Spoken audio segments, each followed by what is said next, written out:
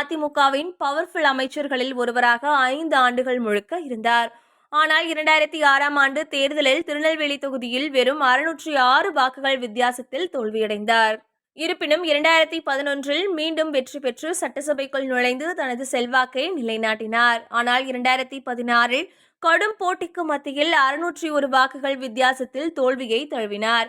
ஜெயலலிதா மறைவுக்கு பின் அதிமுகவில் நிலவிய குழப்பங்களால் அதிருப்தி அடைந்தவர் 2017ஆம் ஆண்டு ஆகஸ்ட் மாதம் பாஜகவில் இணைந்தது தமிழக அரசியலில் பெரும் அதிர்வலைகளை ஏற்படுத்தியது.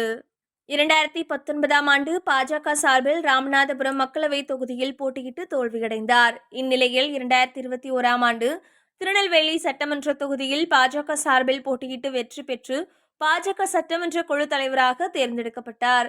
தொடர்ந்து அண்ணாமலைக்கு பிறகு பாஜகவின் தமிழக மாநில தலைவராக ஒருமனதாக தேர்ந்தெடுக்கப்பட்டு தற்போது அந்த பதவியில் செயல்பட்டு வருகிறார். திருநெல்வேலிதான் நயினார் நாகேந்திரனின் அடையாளம். அங்கிருந்து ஏன் சாத்தூருக்கு நயினார் நாகேந்திரன் மாற வேண்டும் என்ற கேள்விகள் எழுந்துள்ளது. ஏனெனில் சாத்தூரில் பாஜக வேட்பாளராக நயினார் நாகேந்திரன் அறிவிக்கப்பட்டிருக்கிறார். தற்போது